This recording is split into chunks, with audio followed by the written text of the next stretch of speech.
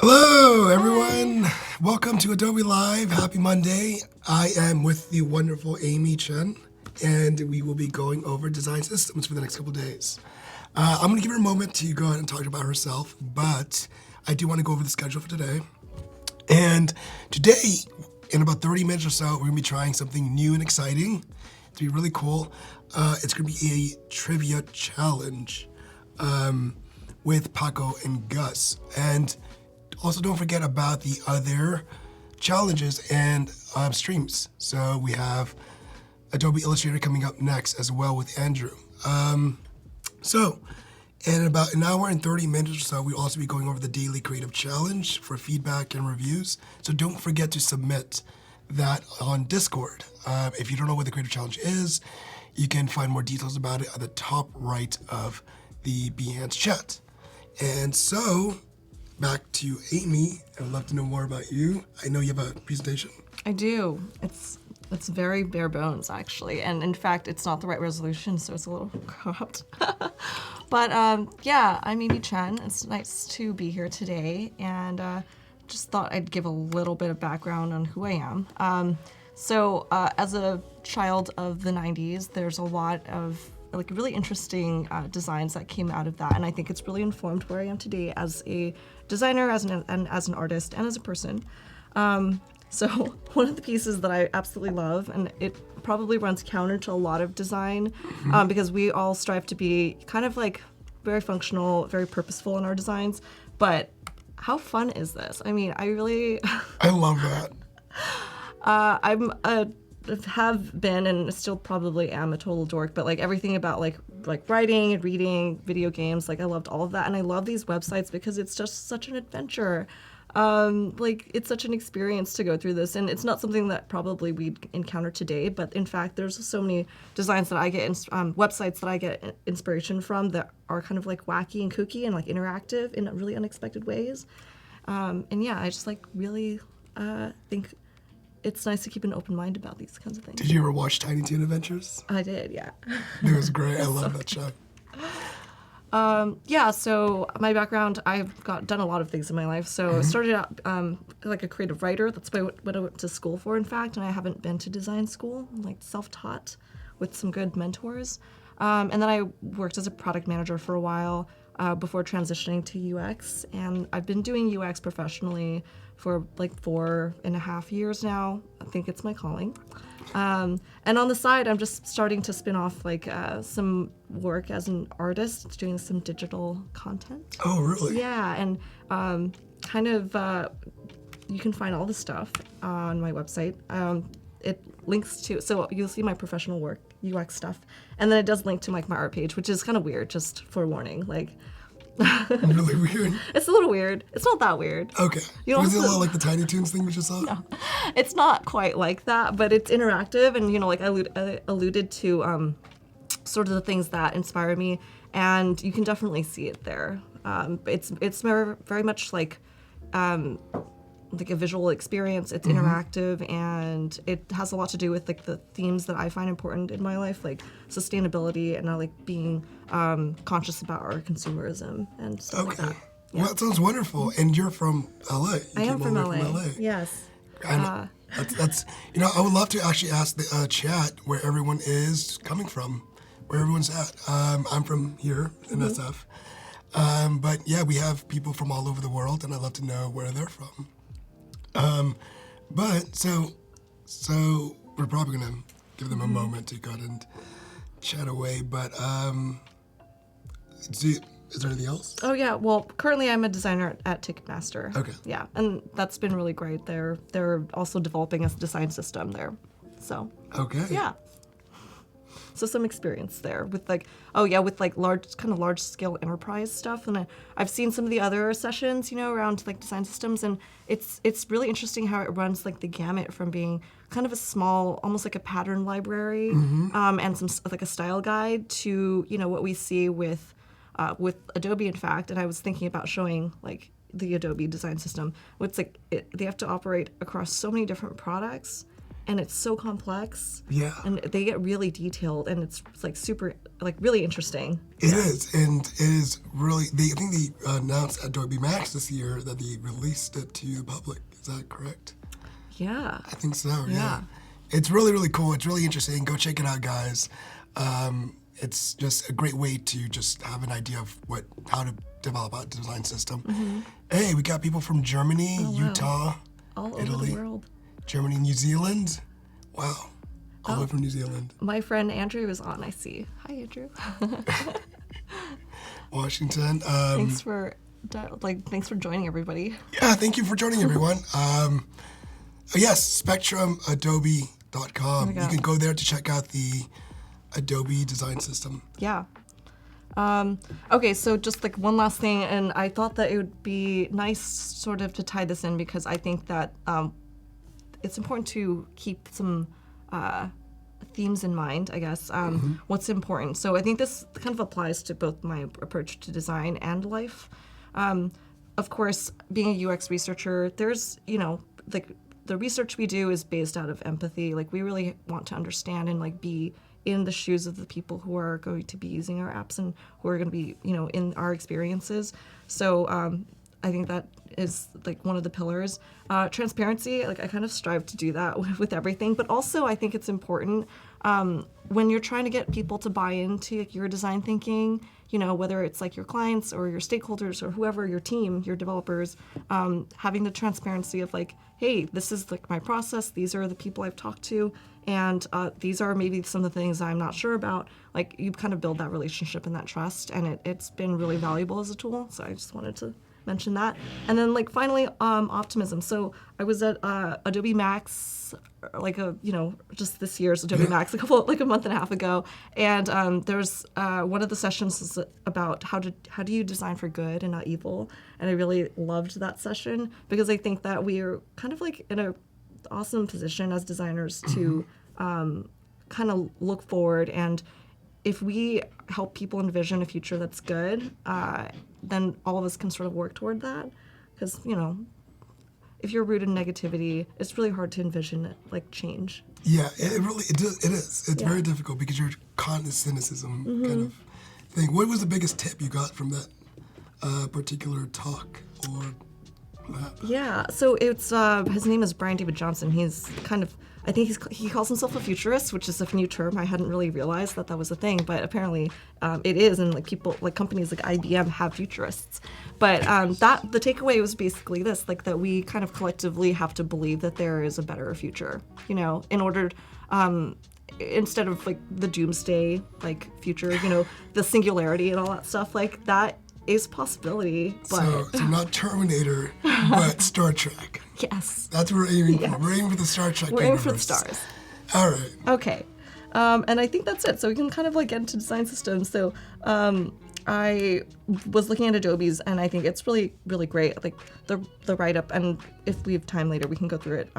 But sort of speaking from my personal experience, design systems are great, like because it's consistency, and like, from my work on like a large enterprise product, it's really hard to keep everybody like in line. So yeah, just like from a visual standpoint, but also it saves so much time. Like I've created design components like in XD, even for just like the wireframing part, and it still saves time. So it's and then you can share it, which I will show. Hopefully. If all goes well. Well, we're definitely going to be aiming for that. We're definitely be trying to make that. So, okay, great. And, yes, I also want to reiterate that please stick around for the trivia challenge in about 20 minutes or so. You'll be able to win about 100 Sticker Mule stickers. So it's going to be fun. Paco and Gus will be hosting that. So please stick around for that. And yeah, people are coming from Mexico, from the UK. Amazing. Great, yeah. It's so cool. It's so cool.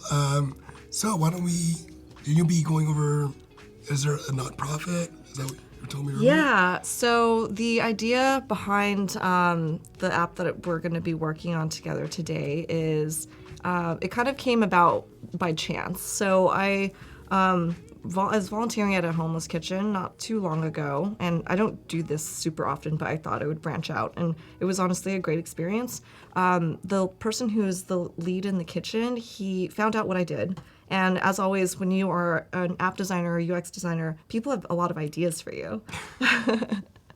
So he definitely, he was like super excited. He's like, I think that I've had this idea for a while, and it would be great if all of the nonprofits could communicate better, because we often have like too much bread or too much milk and we don't use it, and it has to be like refrigerated or it gets thrown out, and they can't make those connections.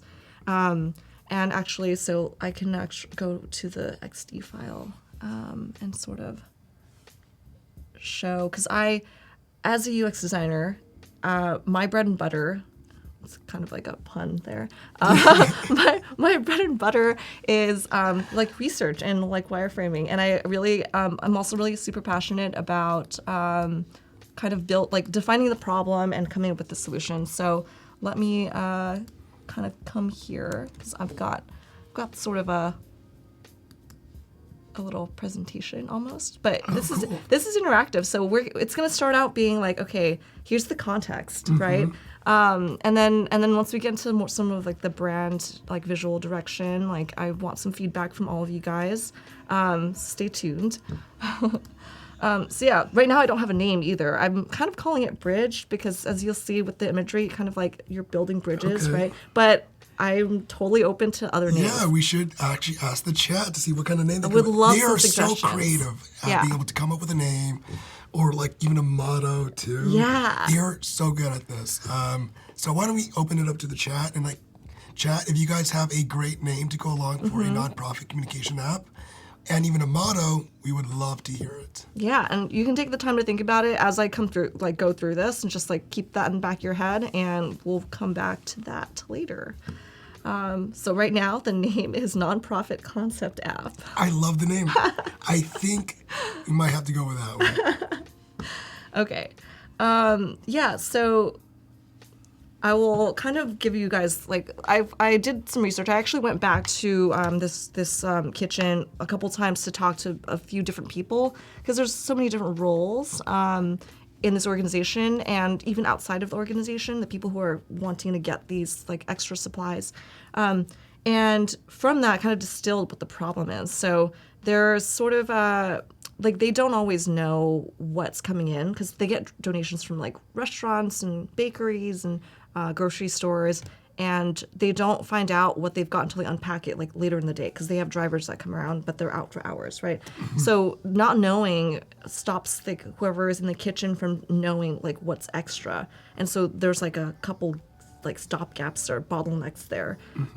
So this is the problem statement. I got, just thought I would like kind of state it. There's a delay in the transparency of supply and a lack of transparency in demand, because they also don't know who needs what.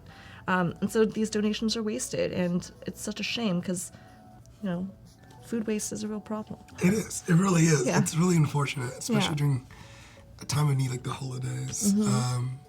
Yeah. We have Care and Share so far. We have Food. Food. It's like, yeah, Cool. I guess that one. Food. Food. That's just an interesting one. And so, problem. So how do you go about, do you normally do a lot of research prior to doing a design system? Yeah, well, I think, okay, so I guess I missed saying this, but the root of the design system is really like the visual identity, right? Because you have to know what the components will look like, why, like what the interactions, well, the base interactions of a component, like a drop down or a radio button, is pretty set, but what it looks like is totally going to be informed by this brand identity. And also, it's important to understand the problem and understand what the use cases are that you're trying to solve in order to build out that prototype, and like know which components and what design elements you want to use. So I'm kind of starting from like zero, and then we're gonna build up to it. I mean, that's a great place to start. Cool. So why don't we Okay. Do you have any more of the presentation? Yeah, just like really quickly. So this is just like the different users. So we're gonna be building out like just the primary flow, I think, because we'll be doing like the wireframes, and then we'll be doing some of the visual designs, and then taking some of those components that we're building and making them into like these components that we're gonna like add to a library. Okay. Yeah. So yeah, this is just sort of like to help you guys understand like why the flows and what flows we're going to be building and like why, basically. I'm not going to go so super deep into it. I'll talk through it as we're designing. But yeah, so we just want to improve efficiency, and we also want to motivate the users to like want to come back and use it, because we need those pickup drivers to come into the app regularly, log the things that they are collecting, so that the person who's in the office who isn't able to see what is being picked up knows like early enough, so that they can evaluate whether or not those things are needed in their kitchen. And if those things are not needed, they can like they can send it somewhere else. So there's like sort of like a passing of this information that has to happen, and it's all catalyzed by that driver, right? So we need him or her to come in and to this app, and it has to be super easy. They have to maybe we can like gamify it a little bit and make it like something that is like rewarding, like a little interaction or whatever it may be. And again, we're working on this together, so open to some ideas. And yeah, that's sort of the approach right Well, here. this sounds exciting. I'm really excited for this. Cool. And I see you have a kind of a keywords and imagery board. Yeah. So from being in that space, and I guess this is really important because we want to like convey the personality of this nonprofit and of nonprofits everywhere. They're all trying to help people, and there's a certain like warmth to it. And so these are just like some words and some images that I found really resonated with like what I felt there, and I wanted to bring that into the application. So also keep this in mind with like the names, and as we go into like the typography and stuff, like I have some options that you guys can like help me pick. So I'm very like let's all like get together and figure out how to do this. I'm really excited. This sounds really cool. Do you have a favorite type? Typography? I don't know if I have a favorite type, but Do you tend to go for sans serif or sans serif. I'm very much a sans serif person. But you'll see in this project, I have kind of like a selection, primarily serif actually, because I felt as we go to the next one. Oh, there we go. It's this one actually. When I was looking for kind of like inspiration pieces for this like mood board, a lot of the things that kind of resonated with me for this particular product were like really humanist, so like really soft and warm, and like corners that are like a little like just not sharp, and the colors are also warm and the shapes are also warm, and that's why I ended up going with a lot of serif fonts. So we'll see next. But I kind of skipped over this, but like the colors, I was like, oh, like food things seem like appropriate, right? Yeah, absolutely. Yeah. And this looks great, by the way. Nice. Spinach, tomatoes, bananas. Yeah. Do you have a favorite fruit? Actually, I love bananas, but they have to be just perfect. Like they can't be too ripe, because then it's just gross. I like it when it's like just a little green still, which is, I know some people Really? get grossed out by that. That's very interesting. I've never heard of that. And in that vein, what's everyone's favorite fruit? Yeah, what's your favorite fruit? And Mine's banana, by the way. I can actually say I love tomatoes more than bananas, and I know it's controversial because it's like people, use it as a vegetable. It's a fruit. It's a fruit. It's a fruit. There's like no debate. Mm-hmm. It's definitely a fruit. It's treated like a vegetable. Treated like a vegetable. With the fruit. Okay. Well then, why don't we jump? Yeah. Okay, and this is where you guys can kind of help me here. So I've got some display fonts that we will be using, but we should just pick one because, shouldn't have more than one display font. And then kind of like also thinking, and this is a little small, maybe I can actually... By the way, Rachel is on your side. Barely green bananas are the bomb. Hey! Yes, Rachel, you know it. Barely green banana posse over here.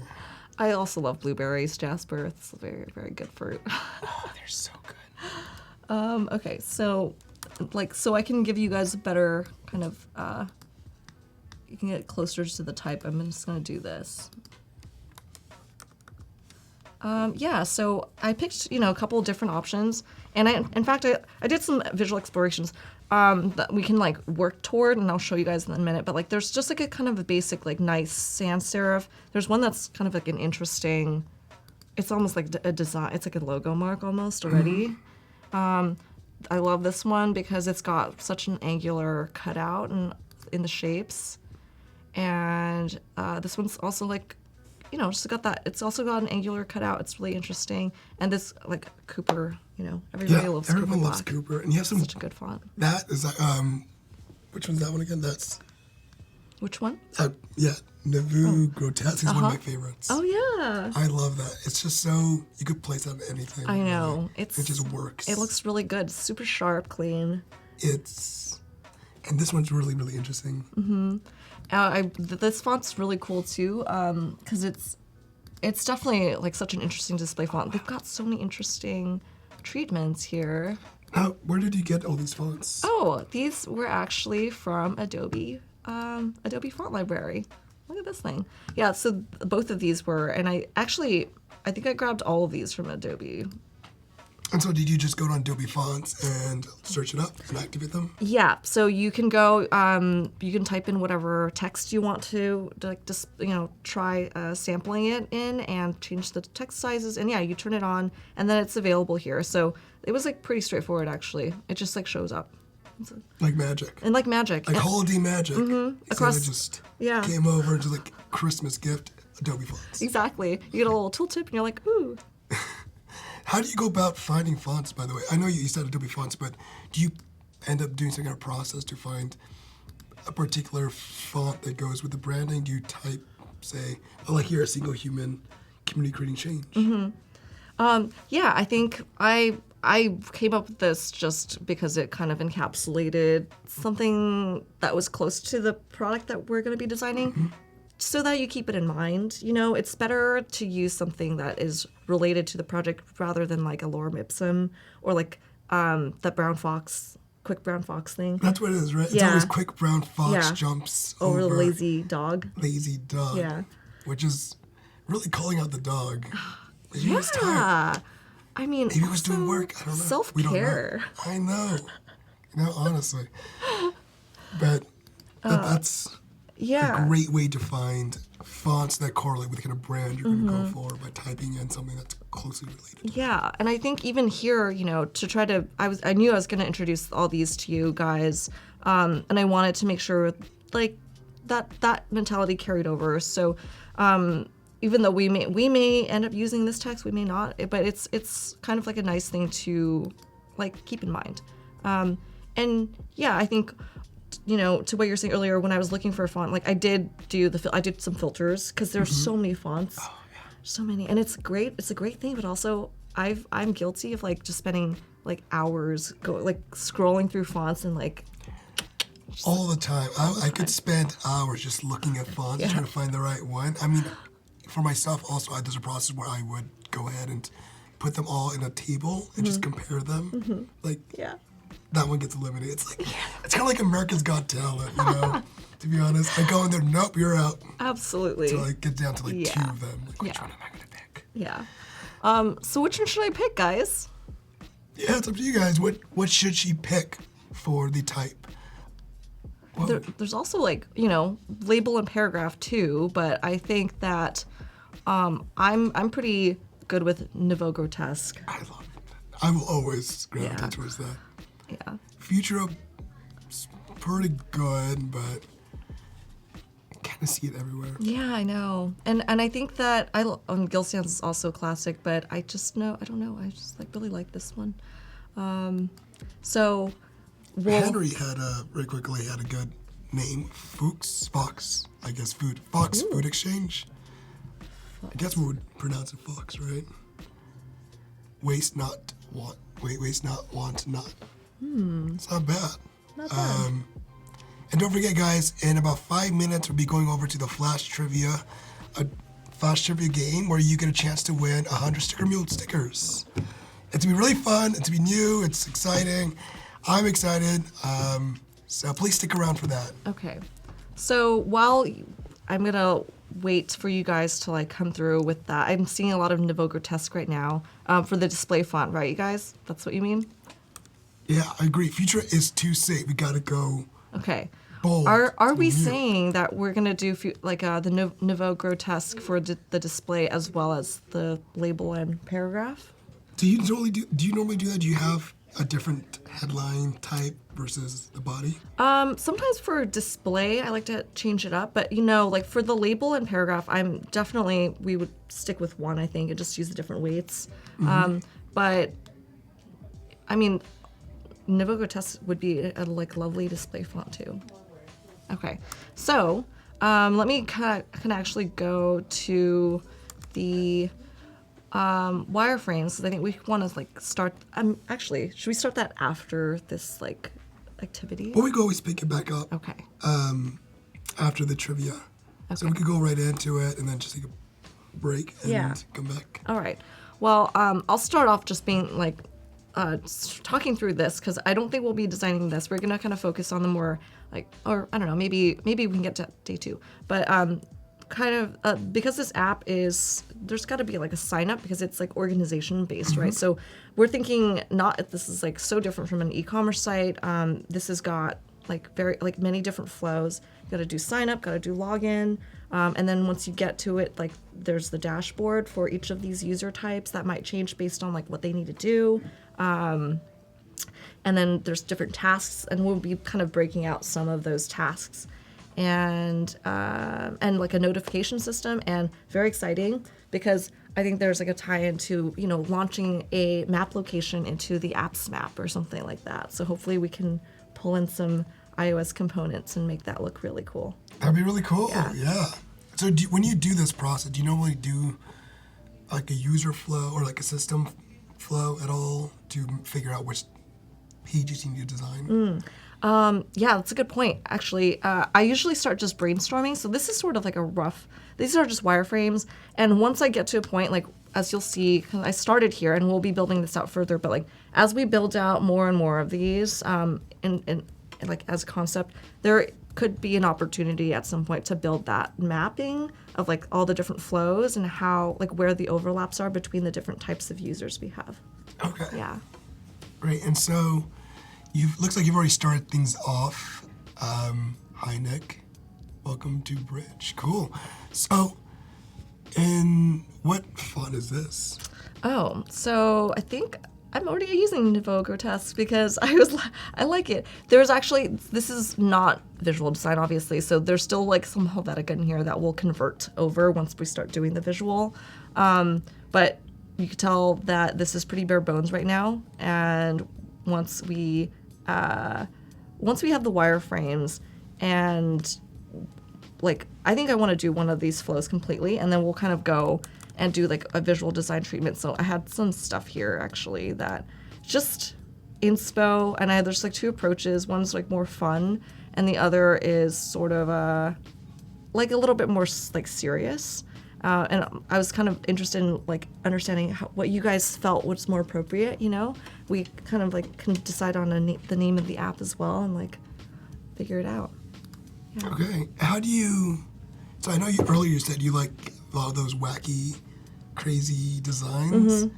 Do you ever have to fight yourself from putting that into your apps? Yeah. I think I kind of do and I don't. Like there's often and there's an understanding with product design that you keep it like pretty simple, because you want people to focus on the things that they need to do, especially like as you add more and more tasks. You could see it with some apps that I shall not name, but they've added too many things and they've become a little too inflated. And the Voldemort app, is that the one? Yes. I've been on that one. Yeah. I said its name. I apologize, but you never know where that thing's gonna go. Yeah. And actually, trivia countdown is up. Sweet. It's about to hit 0. Awesome. And We're going to be going over to Paco and Gus, who will be doing the Adobe Live Trivia. You can win 100 sticker mule challenges. So I will be passing that off to them.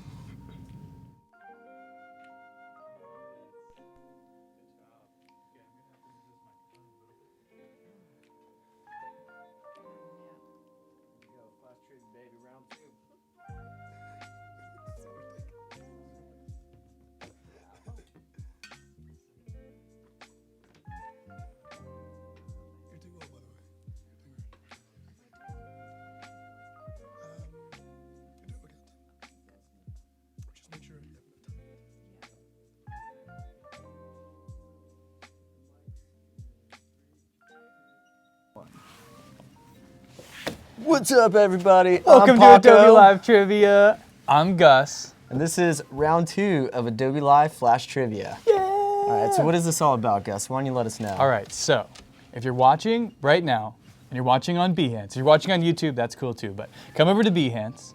All you have to do is log in on chat and start typing. We're gonna ask you 2 questions. 2 questions. All you have to get is 1 question right out of the 2, and you'll have a chance to win 100 free stickers from Sticker Mule. Wait, how many is that? 100. I can't even Mind count blown. that high. It's crazy. I know. They're custom stickers. You can upload your own artwork, and they're die cut, and they're made out of vinyl, and they're super cool. Pretty rad. You want to get into these questions? Let's get into it. All right, first question. Here we go. You got this one. We're a little cut off here, here but we it's go. all good. We'll roll with it. Jump in here. All right, what is the name of the fictional product that Chris Bernay designed on his last appearance on Adobe Live? So this is kind of a little continuation because he worked on it the first time he was with He us, did. which was 2 years ago. And then he worked on it again recently when he was with Christy North. He did. So what's it It gonna be? starts with an S. I give you Starts the with an first S. letter. Starts with an S. Yep. And And it rhymes with BAM. Is that too easy? that's, Is that too easy? I think that's the right amount. Okay. So Can you get it?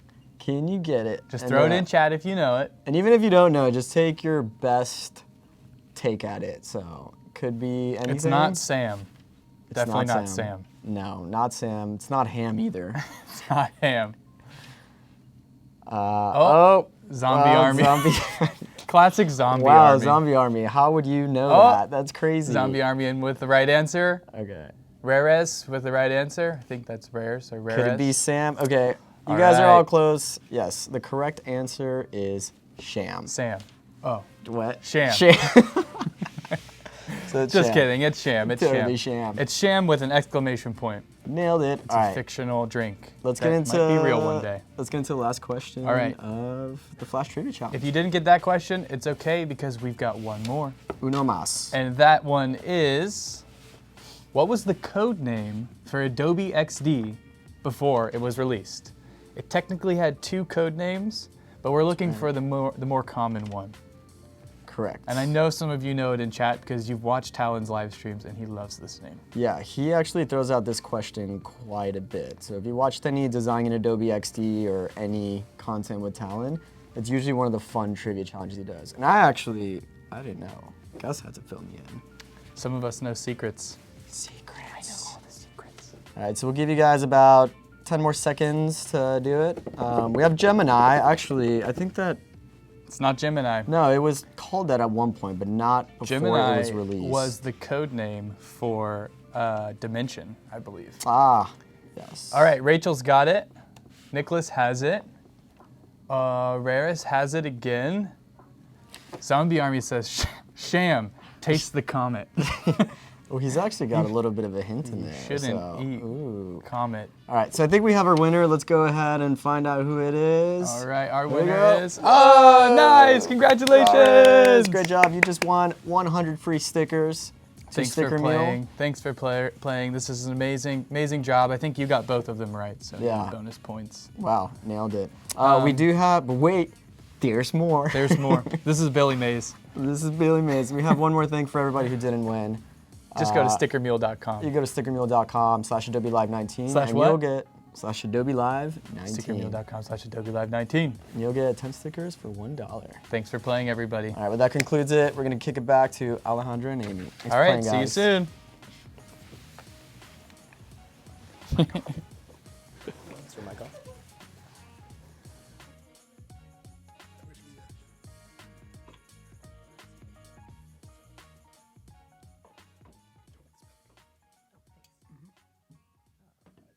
Bye, guys. I'm going to kick it back to you in about 30 seconds.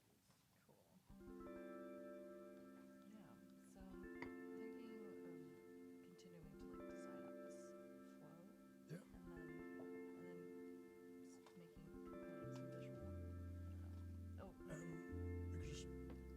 We have assets here, right? You can explain these assets. Oh, yeah, should I explain this more? Yeah, we'll definitely explain that more. And we're back. That was brotastic. I loved it. Brotastic is the perfect word. It really was. I mean, it was like the pinnacle of 90s, like attire too. Like, what would you do with 100 Sticker Mule stickers?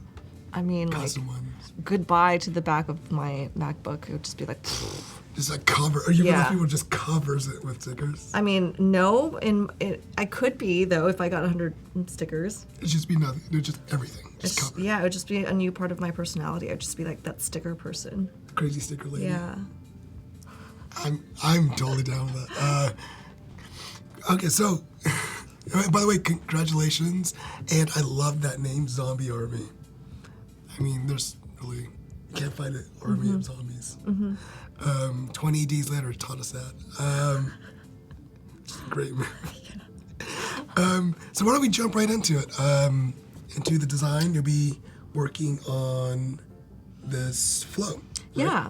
Yeah, so we're still in wireframe mode, but you could actually, this asset panel is sticking out here, so I think maybe I should mention it. So I saved these colors over, so when we start on the visual design, they're like accessible.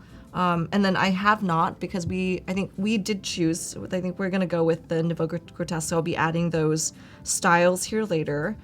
For now I have this, but we'll be adding like the display, paragraph label, all those here. And then I actually, like I mentioned before, I started to just make little components, even in wireframe, because it just helps keep things consistent. Like if I decided I needed to change like the way that I laid out this text input field, I could just go to the master and just modify it there and it would change it everywhere. So that's super cool. It just saves a lot of time. And then when we're creating the visual design and the final assets that are going to be part of the design library, we'll start with a fresh file so we don't have these anymore. Okay. Yeah.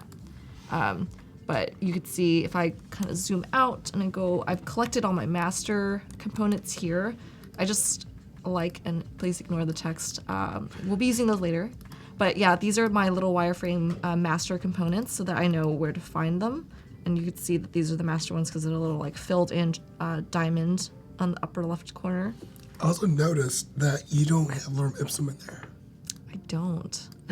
You really? It's completely really- against it. I really don't like it unless there's some like small print, like legalese or whatever. You have to like have a placeholder. Like that's fine. It kind of feels like you're missing. You might be missing a key point if you don't use content that's at least like remotely what you anticipate having in the final product. Because lorem ipsum could be anything. It could be an explanation. It could be further detail, or it could be something totally different. And it doesn't tell you anything about what's going to be there. Right. Yeah. Okay. I'm completely in that same boat. I think all designers should be a bit of a copywriter as well, because you never know. Well, you need to add context to what you're trying to, convey. Yeah. And lorem ipsum is just fox runs. What was that again? Quick brown fox. Quick brown fox runs over. No, runs over dog. Runs over. Jumps my over God. dog. Oh man, that's definitely not what I wanted to say. I think we all are familiar with the phrase, so you're good. Okay, You're good. That fox is very villainous. And yeah, Marissa, everyone's sad they missed Paco. But they just... Yeah, you see, the There we quick brown go. fox Thanks, jumps Tim. over. Thank you, Tim. Thanks, Tim. That's Needed that. I definitely needed that. And don't forget, everybody, we'll be doing the design feedback for the Creative Challenge today in about 50 minutes. And if you want to know more, just go to the challenge on the top right tab. I think today is a design and e-commerce mobile app for holiday decor. Do you decorate at all for the holidays? I am a very limited holiday decorator. Like I didn't really like do it my family didn't do it so much as a kid, so I've inherited that. I have done Christmas trees in the past, but I don't have one this year. Oh, Yeah, maybe I should get one. I mean, well, it's also like 3 weeks, and it's about 3 weeks from the end. It's always so limited by when you get the tree, and you get a month to use it, and then it's just gone. Yeah. I always feel bad about that. Yeah. But okay, so, Tim I've made an account sticker Mule. Can you please tell me what I should do next? In terms of account stuff, no idea. In terms of what you should be making for a sticker? Tim has the answer. Oh. Yeah. Okay. So I think what we can do is I've got some like primary, secondary, and if we go over, I did create a little sign-up flow, but it's not the most interesting. Although, once we have the components that we will have to make, because even in this primary user flow, we've got some of the same things, right? So we've got text input.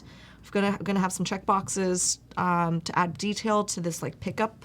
So this is basically like, I'll back up a little bit because I'm skipping ahead too much.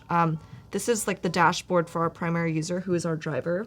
And so he's got a schedule. It doesn't change all the time, but there may be additions once in a while. But the main thing we want him to do is to log the things that he's getting. So just like taking a look at the boxes and like specifying so that the people on the other end of the organization know what to expect. So there's a couple really basic things. So they'll be clicking on this to go into basically like another page. So there's some navigation stuff that we'll probably want to add in here. But how many of this thing, how many boxes or how many like gallons or whatever are they picking up? What is it? And then these are kind of some of the attributes that came out from when I was talking to the different people. Like they want to know whether something's perishable, because that affects, how urgent it is that they need to get rid of it. And if it's prepared food, because some of these kind of kitchens, they don't really have extensive kitchen, so they look for things that are prepared that they can just hand out to people. And refrigeration. So these are all like the things that will factor into like how fast they need to move it and who they can give it to. Okay. Right. And so this is why like all that user research is really like important for something like this that is, not as conventional as like an e-commerce experience.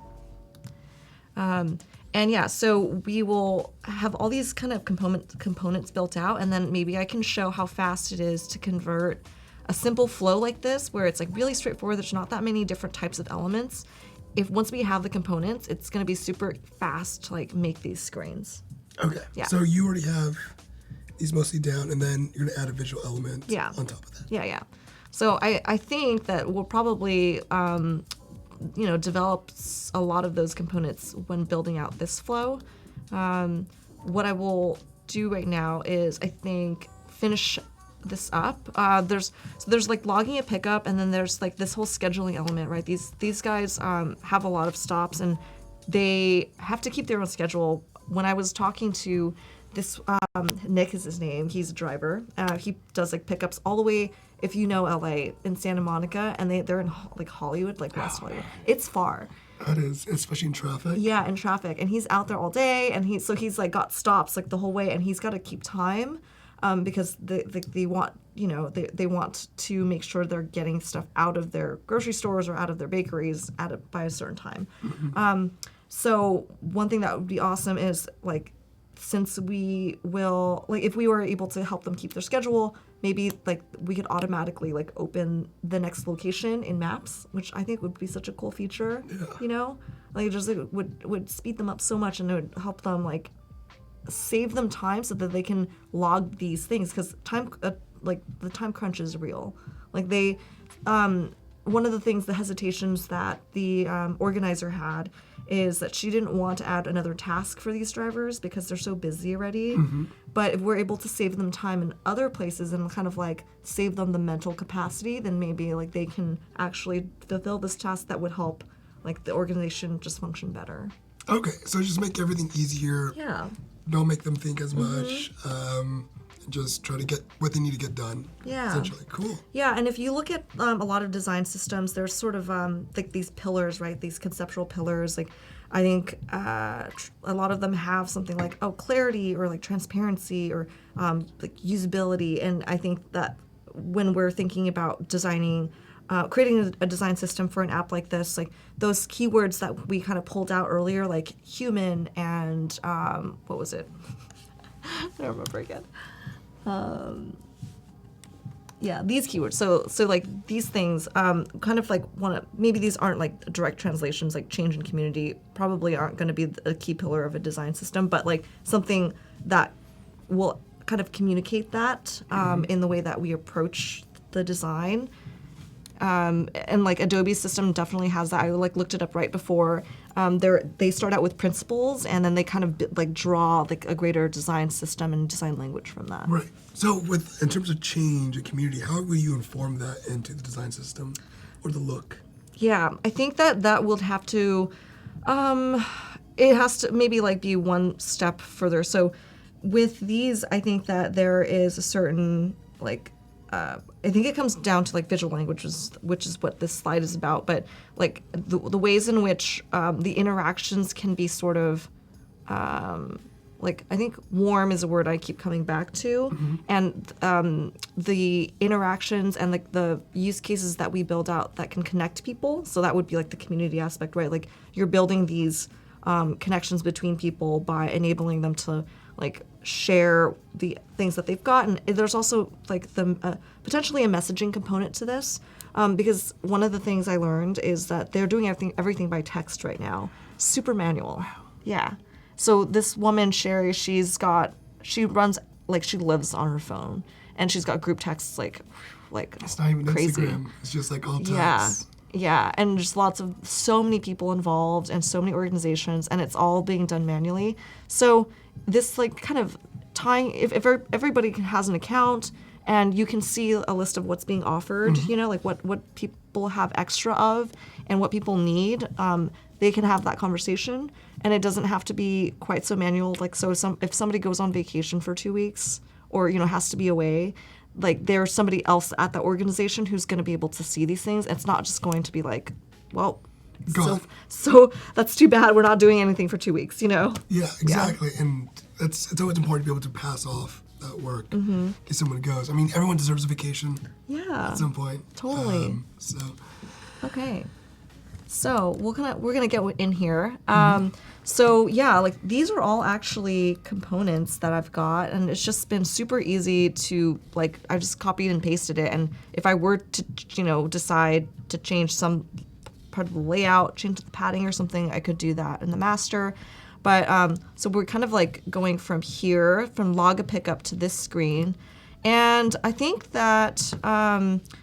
There's a lot of content here that's pretty good already, but we may want to add in a way for them to like get out of this flow, which I realized I didn't add before. So Zombie Army has a really good question. At what point do you start presenting your work to the client? Oh, well, I think I'm like an early and often kind of person because you want to get that gut check and make sure that you're able to talk them through like the reasoning, right? So yeah, like I actually have been so busy, I haven't had a chance to circle back with them. But typically, once I have a flow built out, which is what we're going to be doing, kind of like I'll show it to them, or I may ask them follow-up questions, right? Things that questions that have come up while I was designing that didn't get answered the first few times, because you kind of want to ask them the questions before you give them a visual.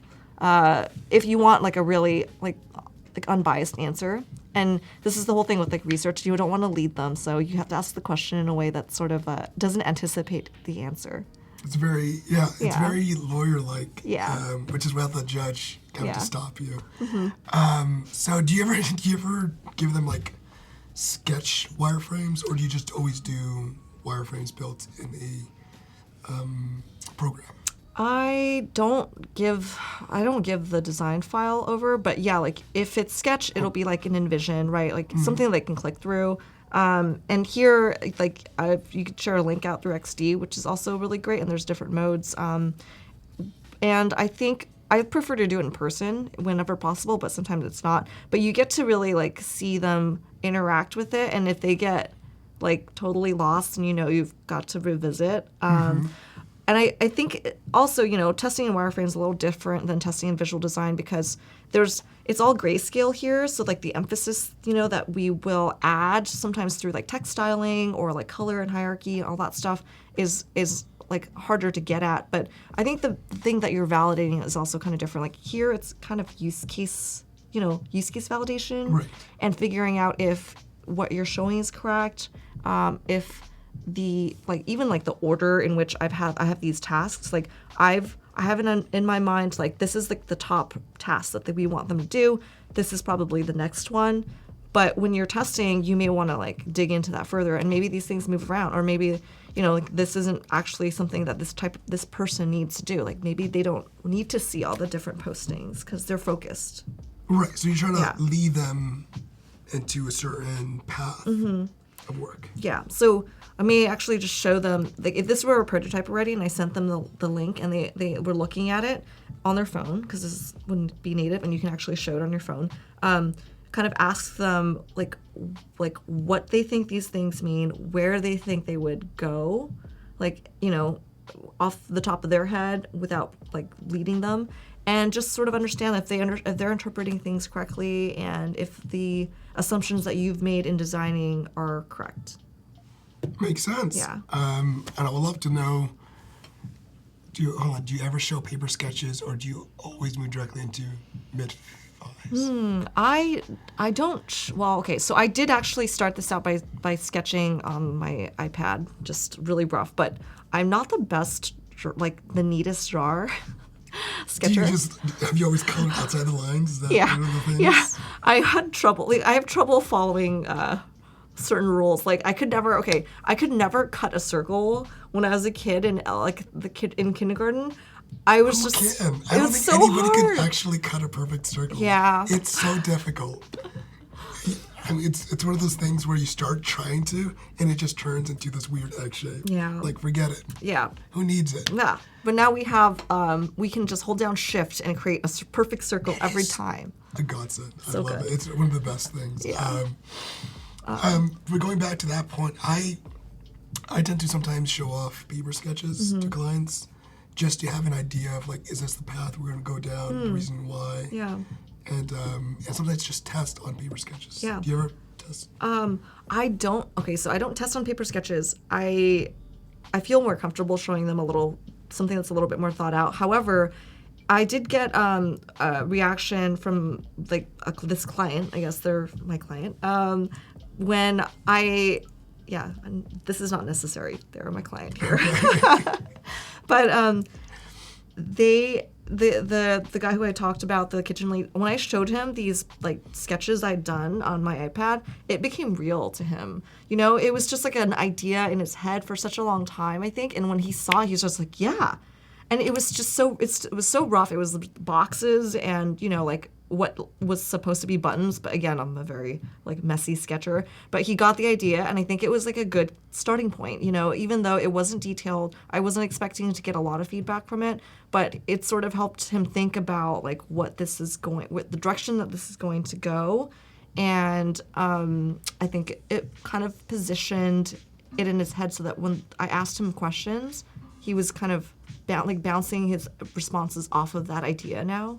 So it kind of framed it. So yeah, It sounds like it very much took the ambiguity of that idea and really solidified it, absolutely. and kind of made it so that he thought out other portions of it. Mm-hmm. I always felt like you don't really need to be a good artist to be able to do wireframes. It's just putting it down and thinking, like, oh, that's right, I need to also design this portion.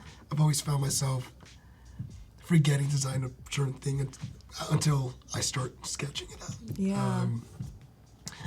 But yeah, so I think Let's see. yes. There's always great UI kits online too, where Oh, you can yeah. just throw things together really quickly and just get an idea of where you're gonna go. Yeah, I love that. Definitely. I feel like a lot of things end up changing from Sketch to the mid-fi wireframes too. So great. Okay, so we are going to be working on. Yeah, so we're gonna finish up this page. So there's already a lot here that I can talk through. I think what I want to do is, because this is the next step, right? So we're going from here to this page. We're gonna put some like navigation, and this is something like I think it was in my sketch, and then in translation it got missed, but we're adding it back in. So we're gonna go to Which happens all the time. yeah. I feel like that. It's just a thing that's going to happen. Okay, so I typically do create icons on my own, but for this, we're gonna do it like quick and dirty. So I'm just gonna look for icons as a plugin. So Adobe XD has some amazing plugins you could just go and search for and install quickly and be ready to go and wireframe things out. And this, Yeah. I've actually used this one before too, and it's great. Yeah, so we're gonna do like, I wonder if they have a carrot or something. No, back. Maybe back is better. Okay, so Wait, a carrot? A carrot? carrot like K-A-R-A-T. That's like, oh yeah, that's this thing. So Oh. so yeah, it just popped up there. I know. That's another food pun that we can have. I was about to say that's a great food pun. I really like that A actually. very subtle food pun for some designers. So this can be like a little. Oh, okay, cool. We're still on that text. I dig it. It looks good. This is perfect for back navigation. It's okay that it takes up half the screen. You know what? They won't miss it. They won't be like, "Where's the back button?" Oh, it's right there. So, okay. Maybe make this a little. Oh, carrot, not carrot. So Tim, you can start. Oh, yeah, you're right. Maybe that's why it didn't come up when I typed it in. There's so many. I didn't realize there. It just became obvious to me that there are so many spellings of that phonetically similar know that, word. yeah. Yeah.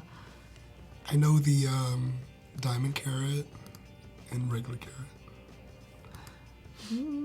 Like, is this a little too? Is this the right size? You think for back now? This seems to be I like the 40 size font, but that's just me. the what? What? The one which is going right down the. Yes, it's very important to go back. Actually, should this be back or should this be an X? Like, is this a sheet? We have to figure this out right now. What do you guys think? Should it be a sheet be or a should it sheet? go back? Because this could be a god. Oh, there's like a little stray guy right here. This is very Maybe much. this is like a sheet. It's very focused. I kind of like this. What do you guys think? It could be an X here, actually. Okay, so we're gonna,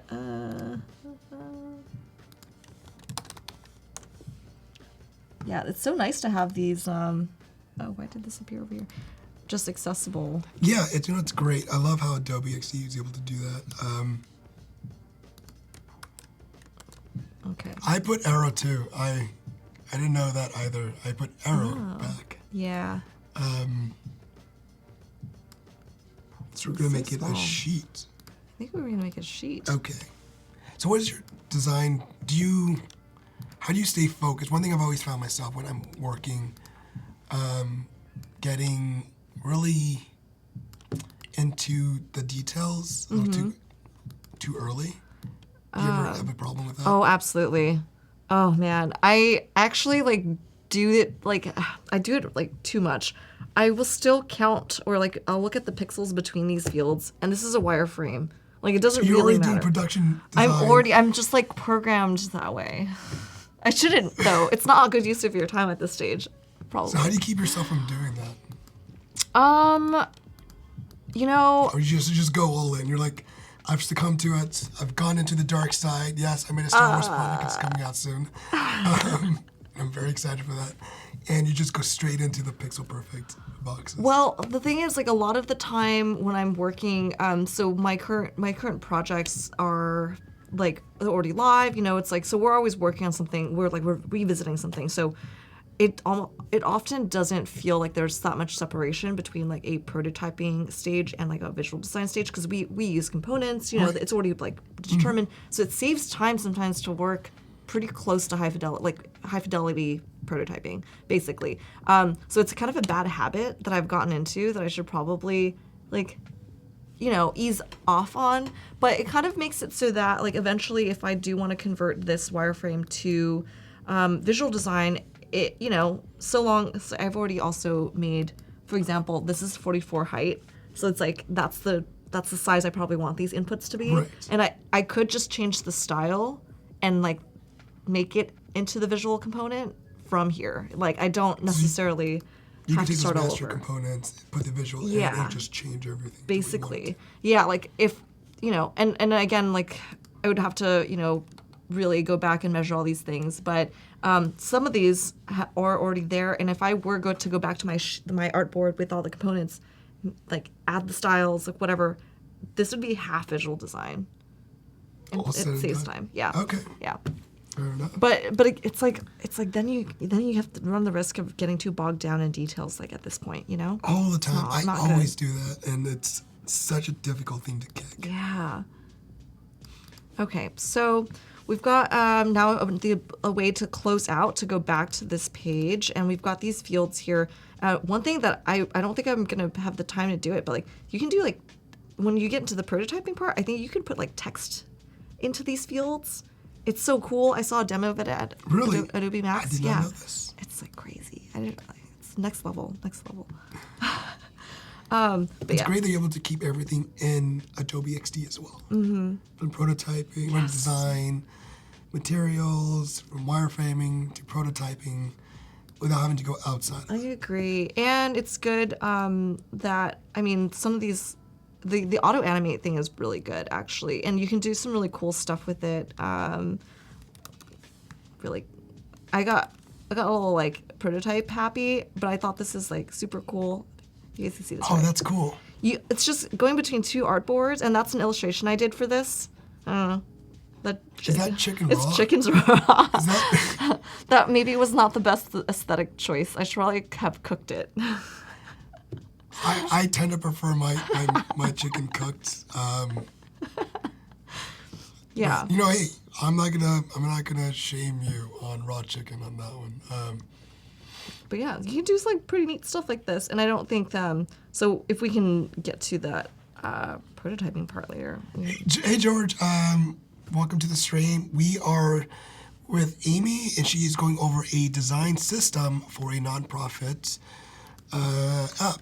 So she's working on how to create a design material system and use that to build out wireframes and Yeah. branding. Yep. Yeah, so we're gonna build out this flow. So there's a couple like, you know, components here that we can build out. And then once they save it, I think it'd be nice to do like, we'll drop them back into this main page, but it'd be nice to actually like give them a little like reassurance that it actually saved. So we might do a little toast. So let's see, maybe that's like something up here. A toast. Yeah, a little toast. You know, it's like giving them feedback that the task that they just completed was like saved. Is that another pun? On purpose? I'm just full of them. I know, you I don't just, even like, know. You're that so was- good at these. You're just like, Oh my I'm gonna god. say these puns, not even know. It's completely unintended, but now I think that when we actually are doing the documentation for this design system, there has to be as many food puns as possible.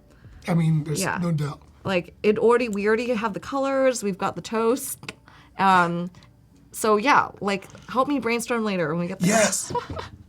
We should ask them for food puns. Food puns. I actually, now that we're getting to like the app name could be a food pun, and I think that would be great. Excellent. Yeah. I am with George. Excellent. Excellent. Yes, we would love to hear more food puns. Let us know. I'm terrible with puns, but Amy is amazing at them. Apparently. And apparently. Apparently, I didn't You realize just this gotta about go all in myself. with it, just like, yeah, I'm great. I'm the best food punner. I am excellent. That was a good one. So with the the nonprofit for is a. Can you explain to them what the nonprofit is for? Oh yeah, sure. So it's a homeless kitchen basically, but they also they serve food to like underserved kids that come from homes where they've been kicked out or whatever. So it is helping the community a lot, and they get a lot of surplus food because they're one of the biggest nonprofits in LA. So they're very visible. And there's a lot of nonprofits that don't have that same visibility that could use the extra stuff that they've got. So it's really like making that more transparent, like making the supply transparent and also the demand transparent, so they can like build a community that's like more efficient. They can like not waste food. They can exchange things and like just have that, And I think it works in different cities. I don't think it's just LA. Yeah. Oh, yeah. They're great. So. If you ever need to do some design work or you need practice, it's always not a bad idea to go and look up nonprofits. Yeah, totally. You might need some help. You have some pretty good ones. I love these. I don't want to taco about it. Oh, I love tacos. Apparently, and I'm speechless. Food buns. A pun on a food pun. Oh man, that's next level. Whoa, it's so meta. It's gonna blow my mind. I'm blown away. I'm trying to process that. You better believe it. Oh, that is like the daddest joke out of dad jokes. It's so good.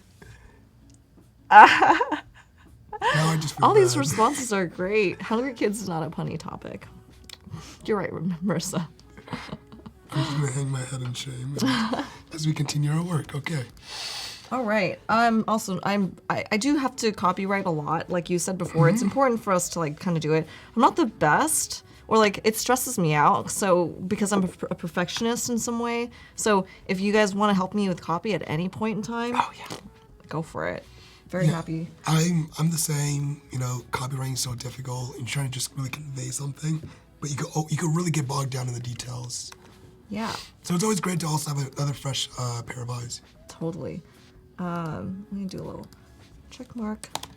Oh, so Jake has a really good question. Do you ever recommended rules to go by when it comes to negative spacing between text and elements? Yeah.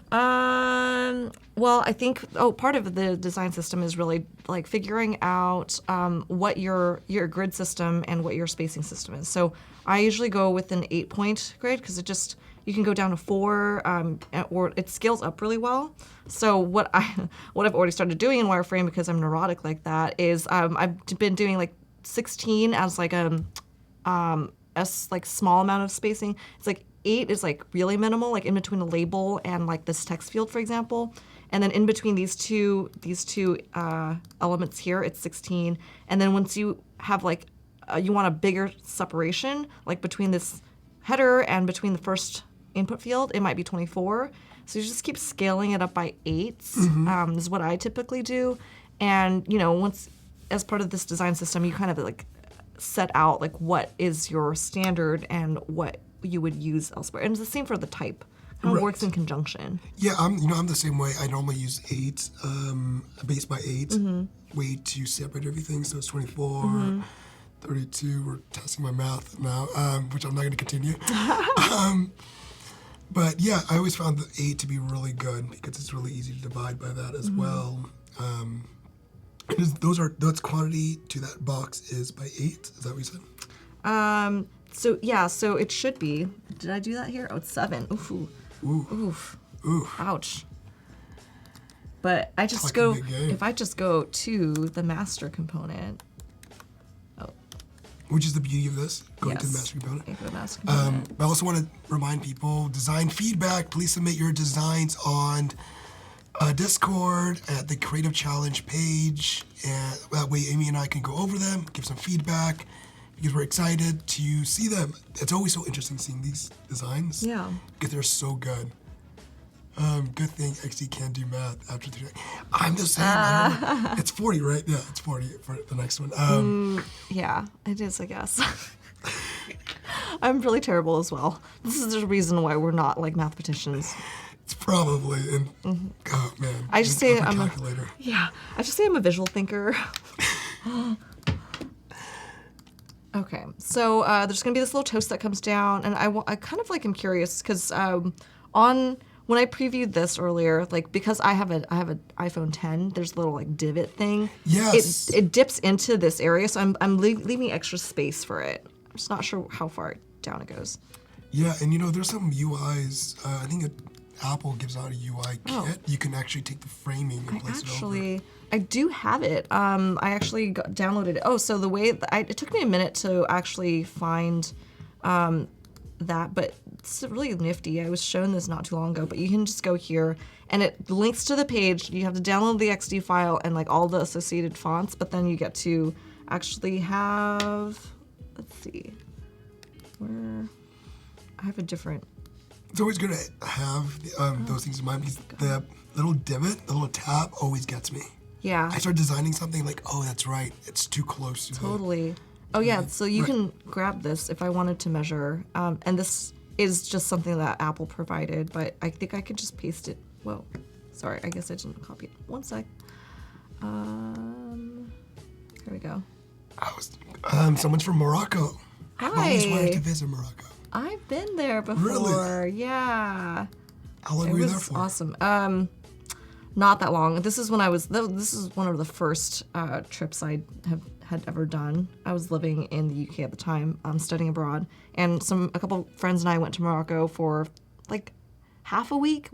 This is back when couch surfing was still a thing. I remember that site. Yeah. You could just go and couch surf. Yeah, we stayed with like some like really nice family there. It was cool. It was really like a good experience. I just make sure I'm select. Oh, it's locked. That's probably why. Now can I copy this?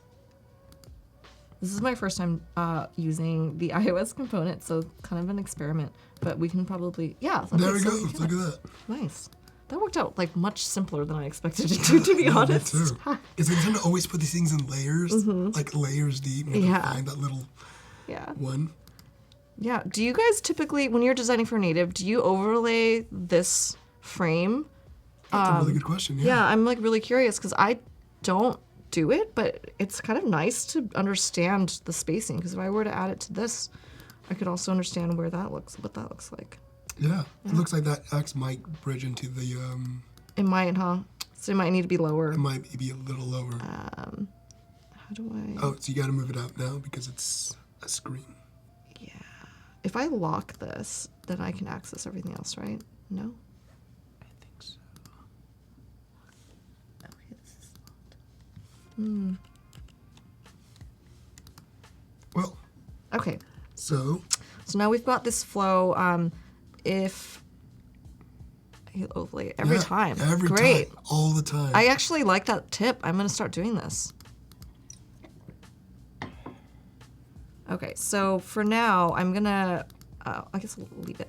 So this toast is gonna come down, and in fact, I feel like if we were to do this, like prototype, right? Like, I've kind of got it linked up here already, and if someone were to click save here,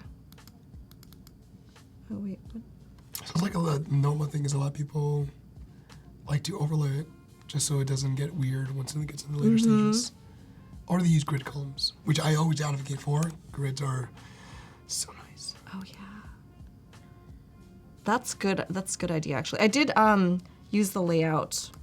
Like they have a little like layout grid here. So this is all based off of that, but you'd probably have to put like a rule down to let you know where the cutoff is for this divot. Yeah. Cool. Yeah. Okay, so we've got, I'm gonna hide this again. So we've got that, and maybe now we'll want to, what do you think? Should we like do the next flow or make this visual? I would say let's jump into the visuals. Sweet, okay, let's do That it. way we can start creating the rest of the flow Yeah. using those visual design elements. Yeah, that's a good point. Okay, so let's start here, in fact, and we're gonna, so this is already Nouveau Grotesque. We're gonna make this as well. Actually, maybe I should duplicate this. So we're gonna keep the wireframes the same. You know, I do the same thing. I'm always afraid of working on the original product. Yeah. And like, oh, you know what? I don't like that. Yeah. And then I have to redesign Recreate it. I'm it. like, oh, It's such a pain. it's such a pain. Yeah. So this way, you typically even like if I'm going to be like redoing the components and I don't want to affect these, I'll end up like breaking, like I'll break the if I'm trying it out, I'll break the links. Well, these are not masters, so it should be fine. But we're gonna experiment with this. So let's see.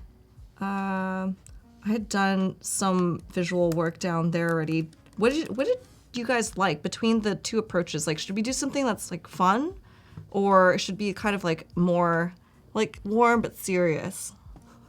Warm but serious. Warm but serious. Like we're doing important work. We're changing the world. Yeah.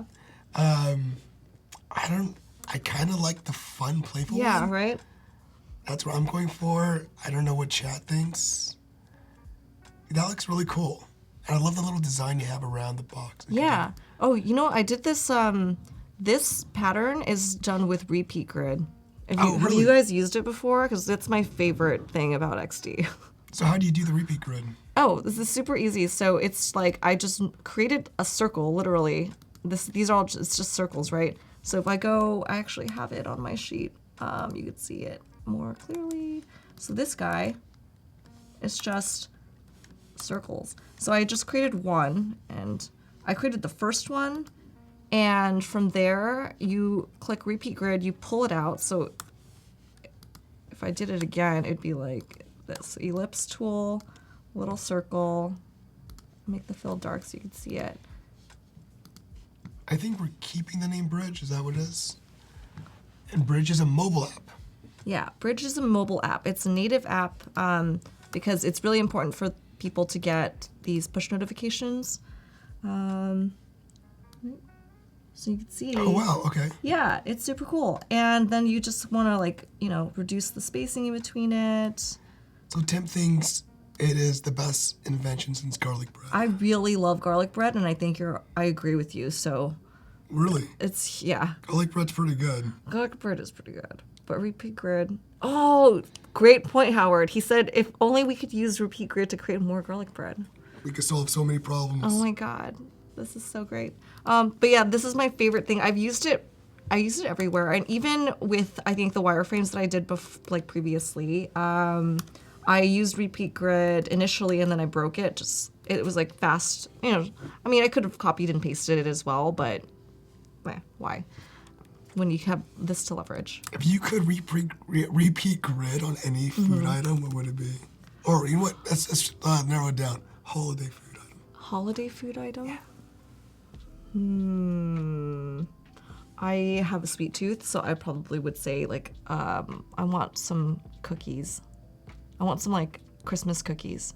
Oh man. And that's actually really cute. If we were to create a pattern for the background or something of one of these pages, if you could do a cookie illustration and then repeat grid it. We could. Holiday skin for this app. Just like Winamp. I'm a child of the 90s. Oh man, Winamp, that brought me back. Oh wow. Wow, Winamp, I haven't heard that name in so long. Yeah, it's been a minute. Well, how about chat? Is pizza a holiday food? Is pizza a holiday food? Pizza is like any time of year, any time of day kind of food. I would eat pizza all day. But not repeat grid it. You could repeat grid some pizza. Are you for Hawaiian pizza or against I do like Hawaiian pizza. Okay. I know. A lot of people who are against us on that. Who are just completely against pineapple on pizza. So I'm actually gonna add the typefaces to the assets. So if I'm going to do this, let's see. Oh no, don't want to. So we're using Adobe XD to create this mobile app. But no pineapple. Tim is very against pineapple. I mean, I get it. It it's hard to adapt to change sometimes. You know, you have to let it. Really calling Tim out on the change thing. Dang. You see? Hers is on our side. Yeah. That's a pineapple. Also, So, it's no coding involved. You just build the design interface. yeah. It's not pineapple. I love it. Well, how about you guys? How about chat? What would you guys love to repeat grid for holiday foods? Do you ever do the cookie cutter stuff? For cookie? Do you make cookies at home? I have. Yeah, I used to. Well, okay, I'm not a good baker. It requires a lot of precision, and I'm kind of a eyeball kind of person when it comes. I'm good at cooking.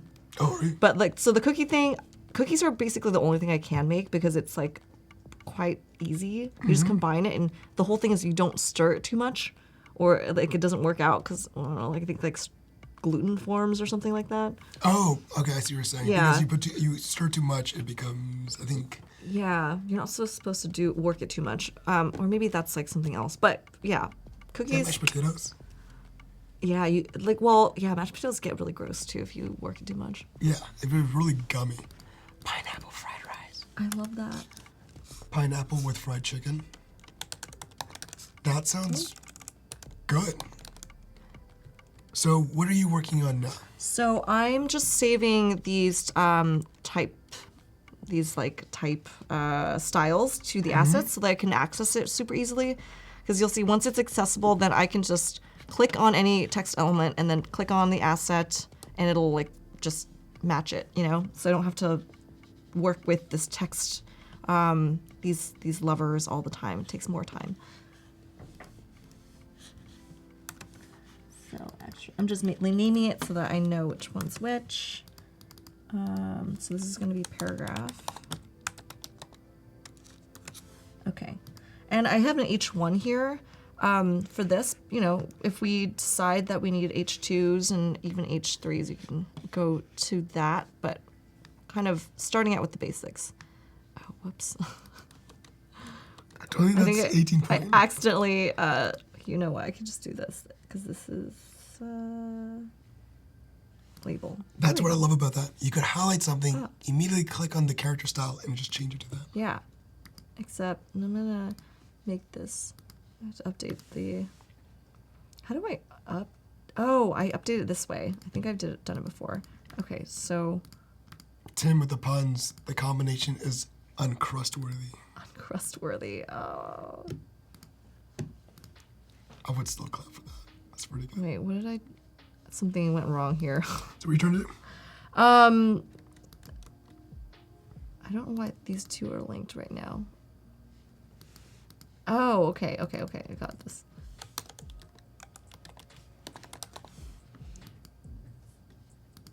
There we go. And then this one, I think I just named them weird. Okay. Sorry. Oh, I mean, so this is like a normal process, right? Yeah. Always going over something, misnaming it or renaming it. Yeah, and just- also like talking and designing is hard. I haven't really done this before. And You know, it is. It's a bit difficult, you know, Yeah. talking about the process while you're designing. It's kind of like having a client right behind you. oh my god. Have you ever had that? No, or yeah, but usually it's never that enjoyable, but at least it's just like one person. I forgot how many people. Do we know how many people are on? Is there a way to know that? We could say, everyone say hi. Everybody. And these are just comparisons, so we wanted to have an idea of which types we are thinking about using for both the body and the title. And I think this is a pretty normal process for a lot of designers, in that they'll find certain fonts and try to really get an idea of which ones they should be using for both the title and the font, and then create like a table and compare them. Cool. So in this regard, we decided to use Niveau Grotesque. that was like Nouveau Grotesque. overwhelming. Oh, Jay, we're not using all of the fonts. Those are just the options, and Yeah. we've since decided just to use one. Just one? Just one. Just one. Yeah.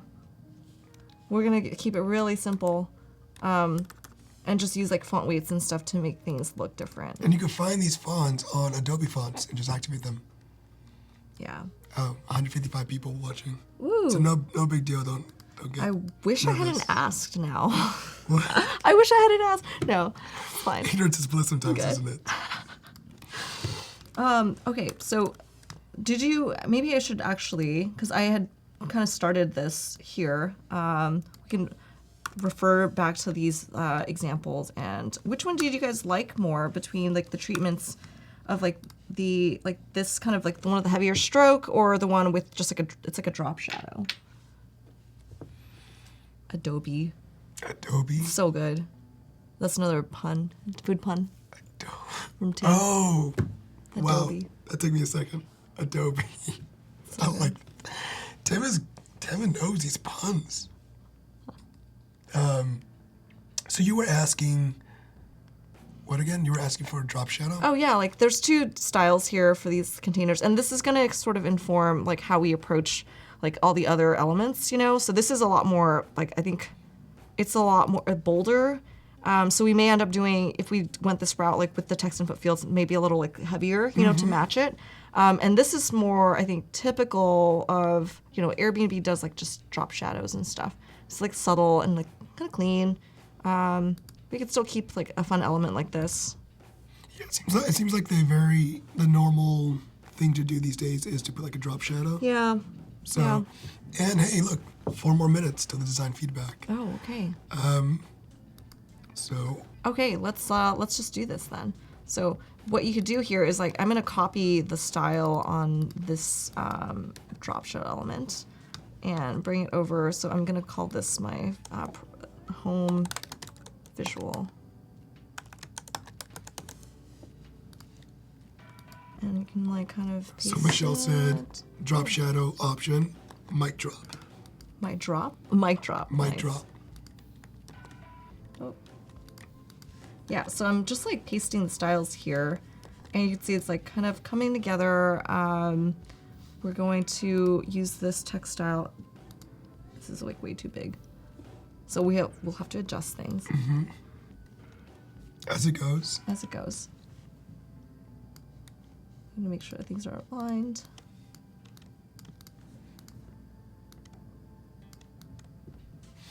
I wonder if, so what is that? That's a 23. Do you already have that in the character cells? No, so we'll have to go back. So the 72 was just something to, as a placeholder, but we'll go back and actually update. So this thing, we can edit to 32 here. And it'll Now, actually do you save normally it. recommend like titles to be 32 or certain font size? Or does it depend on the type? I think that it does depend on the type to some extent, but yeah, I think typically 32 is like a good header size, and if this is just native, but like if you're designing for native and for web, then I think you should have like a conversion, right? Because things that on mobile will look different than they do on web. And I think Adobe had and Apple have like really good systems. They've got, it's like a table. It gets really technical when you're building like enterprise design systems, which thankfully we're not doing that today. But yeah, so, oh, this is maybe also where like we would put in these like label. Yeah, so just applying the styles.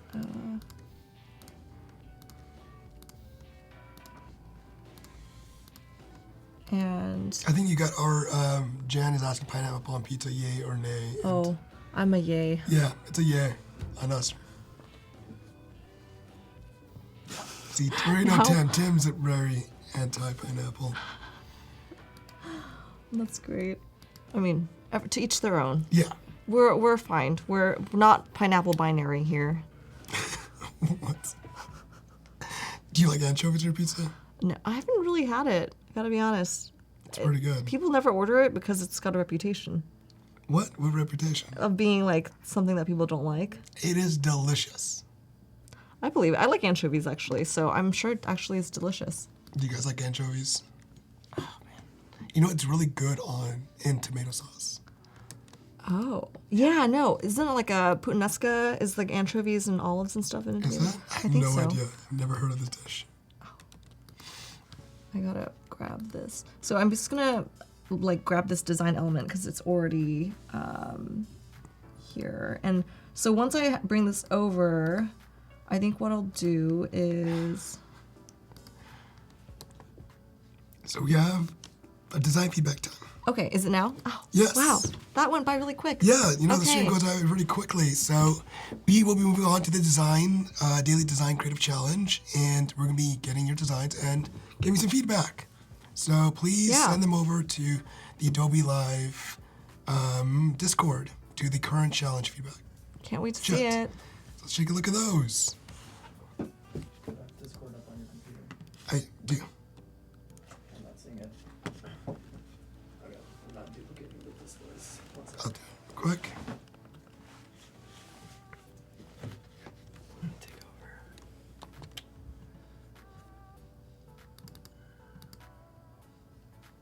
Let's move this way. Yeah, it's already. Sorry about that, 1 second. Why did it switch to yours?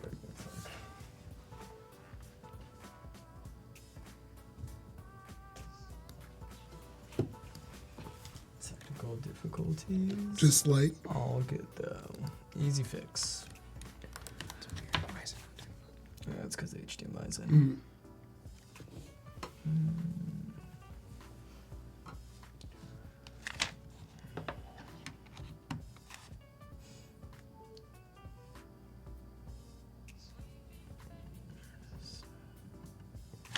There we go. Sorry about that. Let's go back. There we go. Ah, there we are. Oh, awesome. Okay. So let's go over. Let's see what we have today. Can't fire it up. See if we can find some. Let's see. I believe today is an e-commerce holiday app.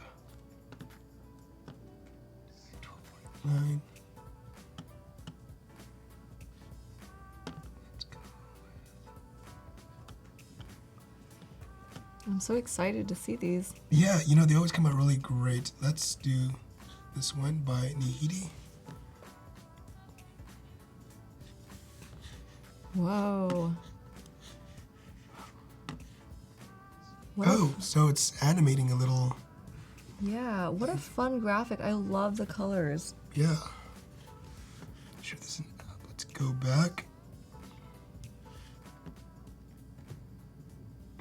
2 Pacos in 1 stream, we've been blessed.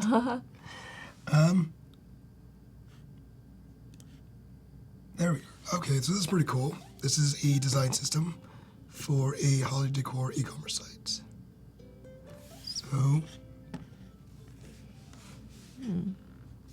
So I like the type. It's really interesting. I love the colors. Yeah, I So, I custom like the way perfume. everything is laid out.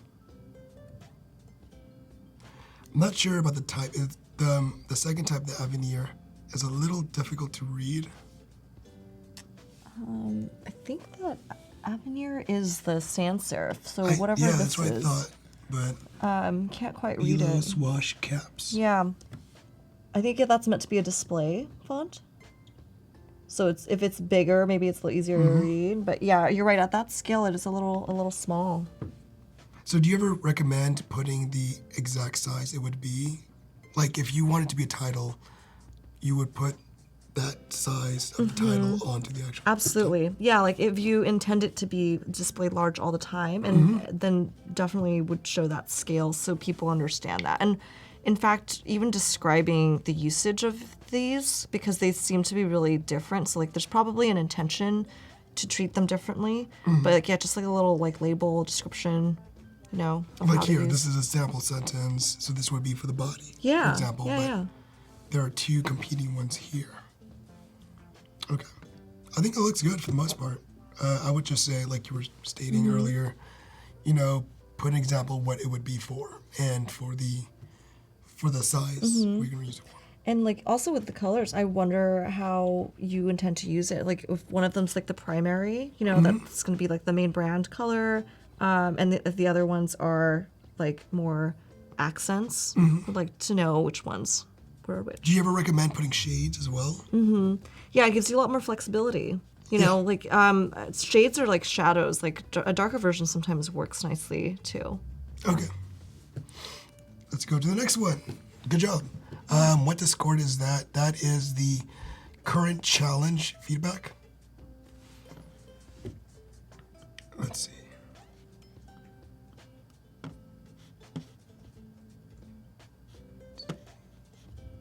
There's a lot of campfires. Oh, campfires, yeah.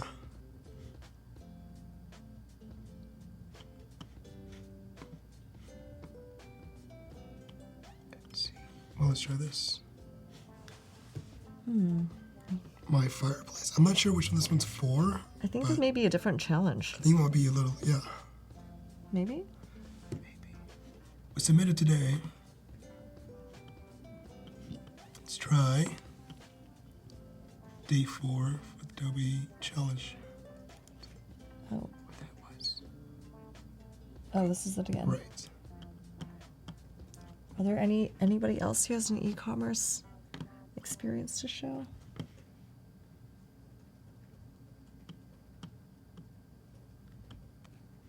So this one is another fireplace. The I fireplace think- one was very popular. I know. That one like really stuck out to people. Yeah. Look at it. There's so many little fireplaces. So why don't we go ahead and take a look at this one then? Let's do this campfire app. Sure.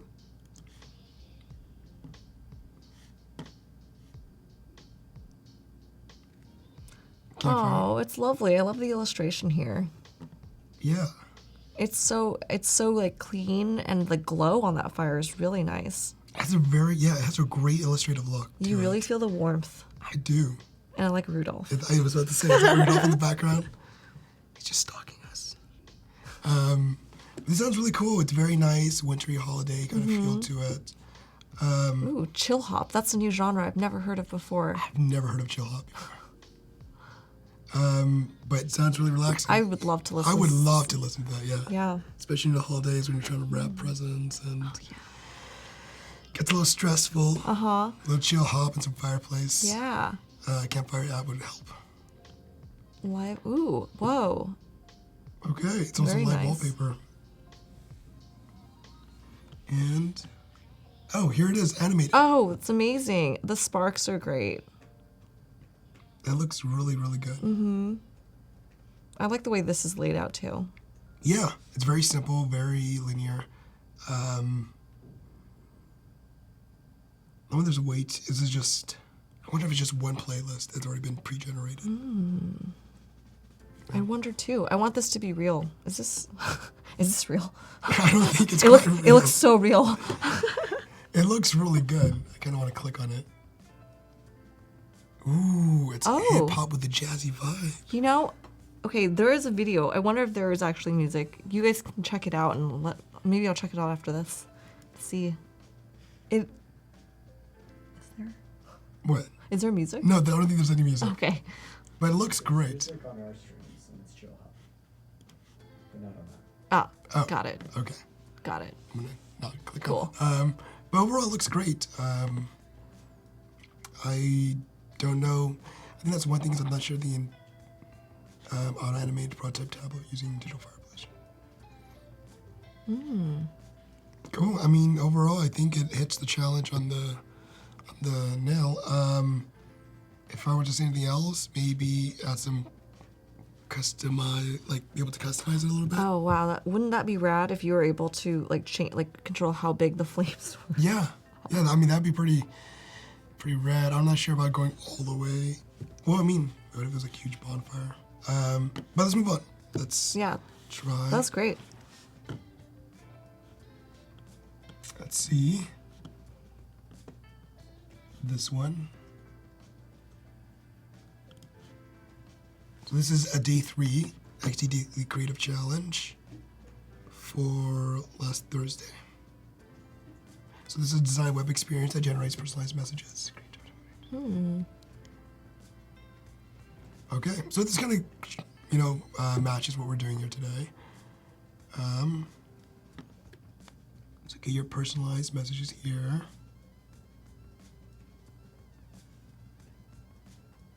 So, looks good. So I like the layout here. I think this hits the point where we were saying earlier Yeah. that we should put the fonts at a certain type that we're gonna use it for. Go default state, generate, on click. I feel as though this is a little bit difficult to really tell apart. Yeah, I agree. I think the shade, it's very subtly different, if it's different at all. It's a little darker. It's a little on darker click. on click, but it's very difficult to really see that. I would definitely say, you know, change it to a different Yeah, I mean, font. I guess the click state is something that is, like, actually, it can be more subtle, but maybe a hover state Oh, yeah. would actually be a nice addition to this. Like a drop shadow as Yeah, a hover. yeah, like some kind of style change, because then you know that you're interacting with something that you can click. Because then when you actually click it, which is what I think this is showing, Right. it can be a little like it's being depressed. That's why it's a little darker. You know, like that's like fine. But a hover state would be cool. So this is a default in hover states, which I'm not sure. What is in it exactly? I'm not. If we would go down, we could see Oh, it's the image. image. It's a cover. Yeah, it's also a very subtle change. Very subtle. Okay, so in styling, so it's kind of cool. It's kind of like a card, almost. Yeah, I mean, I like the layout actually. It looks really clean. I like the fonts. I think that's all it. I don't think there's too much else. I think everything else looks really good. Yeah.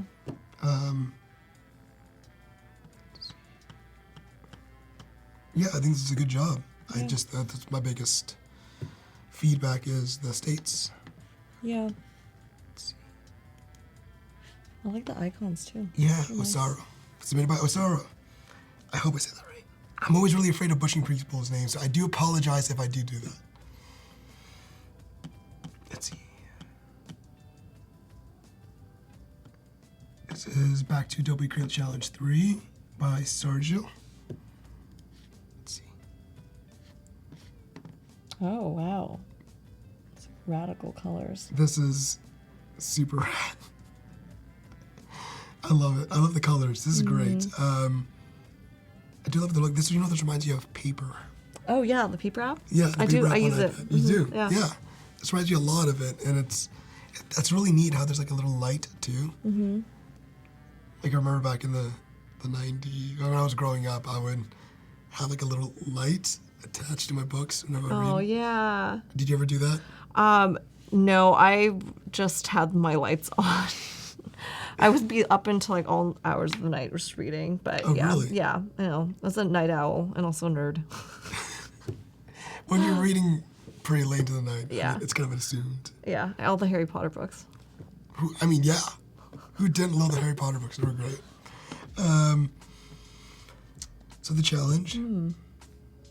Personalized messages. I have to say, I really love the graphic elements here. Like the outline, the offset stroke on these Yes. is it's so nice. I do. I really love it. It's really nice. It's aesthetically pleasing. It's kind of a new trend. I It feel. is. I've seen Right. it other places too, but I still like it a lot. I'm not hating on the main trends. I like it too. There's a reason why it's trendy. True. Iconography, that's really cool. I love how you've placed all of these in a linear fashion, showing what are the components. Also, I think they're using circular standard. I really like that font. If I'm recognizing this one, like their headers and stuff. Okay, let's see if we can find that. Oh no, it's Sophia Pro. Okay. I like it. It looks Yeah, really good. it's I'm gonna good. save that into my mental make a mental note of that. Melissa Nisa. So I think that's one of the options for the type and the wireframes. So that's really cool. That they've included the wireframes. I love how they set up this as well, like giving small annotations. Cover grid. I love these styles. Yeah, it's really great. I wonder if They made them. they made them Oh, or just took them from somewhere. But either way, they're the great. They look great great. choices. I would pick that one. Wow. This is beautiful. I also love how the way this person is leading us down. With these Absolutely. lines. Yeah, all the elements that they've added to the presentation of this are really nice. This is a great way to showcase a case on Behance. It's linear. It's good. I mean, it looks great. Shows kind of your process. So yeah, this looks great. So how about we go back to designing a little bit more? I mean, do you have anything else to say? No, I think that well, the presentation and all the like graphic elements they've added to it really like they're in keeping with the personality of this product and this concept. So I think that's why it's so successful. Yeah, I agree, and it looks they did a great job. Yeah. So hats off to Sergio. So now we're gonna go back to working a bit more on Adobe XD. Yeah. Okay, so I think what would be cool is if I actually made this its own component. But what I could do, and I don't know, I'm curious to hear how you guys work with this. It's just my friend Brady saying hi, yo. But do you, when you're working in XD, do you typically create components like as you're in Wireframe just to save time? And then if you do that, do you convert those like components to visual, or do you start afresh? How do you work? For me, it's interesting. I normally start doing the wireframes like you're doing now. And then as I start adding kind of a visual idea or element, then I start creating the components. Oh, okay. So you don't go into components until you're like there, basically. Yeah, because sometimes I start playing around with it. Like, okay, I transferred everything over my sketches into XD and then start building things out slowly. But then I start trying to play around with a few things. Like, what if I didn't want to do rounded buttons, but like cornered rounded buttons instead of full rounded? Like, how would that look on this with the brand? So I'm always hesitant to just start creating components right away. Yeah. Because of those changes I know I probably will make down the line. But it's always good practice to do that too. Like create components. Pinwheel? I'm rainbow wheeling. What's happening? It probably just needs a little bit of time. But I would love to know what people do. I personally do that. Do you normally do that? Do you normally start creating components from off the bat? Well, I've sort of just been experimenting with it. In this case, yeah, like I did, but I don't know that it's, I think it just froze. I don't know that it, Oh, did it freeze? I think so. I'm not really able to click anywhere. Oh, there we go. it goes. Okay, cool. It just took a little, there's a couple of them. Just took a little longer. It's okay. Yeah. It works. So you were saying that you tend to... Yeah, well, this time I experimented with creating it just because it saved me some time in wireframing. But now that we're getting to the visual, I'm looking to see if I can update the existing components and see if this works. This is the first time I've kind of like gone about it this way. But let's see, how do I move this back, arrange? Oh, that's right. I love having shortcuts like that. It is a huge time saver. Yeah, Normally, it is. until you hit the pinwheel. I think it's one of the downsides to making this repeat grid, I think, is that it's a bunch of like little vectors. So it might be slowing things down. That's, I think that's my, so something to note. Something to note when you repeat grid garlic bread or pizza. Yeah, it might cause you some like pizza latency. Some sluggish. So yeah, A little sluggish. it's a little bit of food coma, The itis. the itis. But yeah, it's really a little laggy right now. Sorry about this, guys.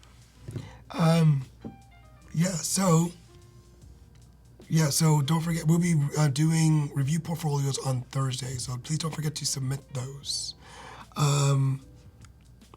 but are you going to put that in the back and the front as opposed to? Yeah, so it's sort of like a shadow. Mm-hmm. It's just a stylistic element I thought would be fun. But yeah, so it keeps being a little slow. But so what I want to do is just, since it is a repeat grid, I'm just going to pull it so that it becomes the size of, like, just offset from this main container. And then it should actually update elsewhere, which is also another reason, because I'm updating the master. It's trying to update everything. Oh, all I at see. So once. it's going to be moving across the entire board. Yeah, so that's, I think, why it's Taking a minute. It's taking a minute. Okay. So let's see now. How did you come up with that stylistic choice? Is that based off the research you've done earlier? Yeah, just I mean, so much of it is, well, with visual design, it's trial and error to Yeah. see, right? And I wanted something that was like friendly and just a little different.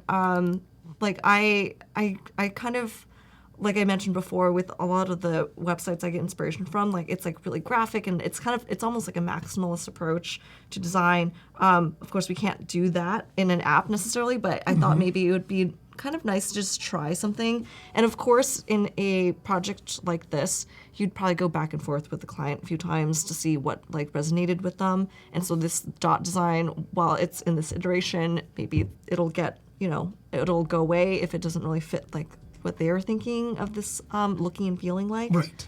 But, we're going to run with it for now. The client is not in the room. So you're just going to do it? We're just going to do it. Trust me. Yeah. Do you ever run into that where you have to kind of build out a bit of the brand design as well? Yeah, well, primarily I work on enterprise software. So I'm working in a very different context than this. This is sort of like a side project. I know a lot of you designers probably, this is your main thing where you work on like projects that are smaller and you work directly with clients. Like my clients on the projects that I work on, they're like hundreds of them. And so it's sort of like gathering all this information and really distilling it to create an experience that works best for all of them. Okay. Yeah. So kind of, different than a one-on-one sort of relationship with the client, and hence like they don't watch over my shoulder as I'm working necessarily. But it's a different set of challenges, Yeah. What's one of the biggest challenges you faced? Well, again, with so many different people, there's never a perfect solution. Oftentimes it's like you'll have to come up with something that fulfills like 90% or even sometimes less than 90% of their use cases. And then you try to like get to as close to 100 as you can. But like enterprise software, it's so complex. Like there's always so many different tasks and it has to evolve and all that stuff. So yeah, it never ends. I think that's the one thing. Like it just keeps growing and like, you keep evolving with it. Right. Yeah. But with the smaller design system, like if I were going to do this and like hand it off to a client, I would package it up. So eventually like we'd have all these components and like you see, I've already kind of set out like the things that I want to include as part of this design system. Primary and secondary buttons, like a card, which is what like this thing will be, which is also what this is. So maybe there's like two types of cards. Input fields, drop downs, radio buttons. So all of these things will be like visually designed and then made into a component. And then there's also started writing a little bit about, like this is what we were talking about earlier with that sort of mini design system for the e-commerce site, having a little bit of text to give them guidance. So if you're handing this over to a client and their developer or whatever, they have some idea of like what your intention is, right? And so they can continue to like build out parts of the app that maybe like there wasn't a use for initially, but there will be at some point. Right. Like they can hand it off to whoever and continue along the same style and the same approach and keep it consistent. Okay, so for consistency's sake, Yeah. you're building these things out. Okay. Yeah. And Oh, interesting. I wonder what happened there. So it seems like. Oh, I see. Okay. Gonna just make sure I don't want it. Okay. So there's just, I think it's because I'm not sure what happened there. I think there may be like a runaway like grid somewhere, but it actually worked. So I don't know exactly why this one's so far up, but I'll figure it out later. But it did update like the child components here, so that was kind of cool. So whatever like colors I decide to apply to this later will just like continue, right? So Yeah. Well, I mean, again, we're gonna be on tomorrow. We'll be back to on tomorrow, working some more on the design system. So it's not too big of a deal. We don't get back to it today. I think we're out of time. oh, okay. So, again, come back tomorrow. Join us again. We're going to continue working on the design system with Amy. So, yeah, please tune in. And thank you for joining us today.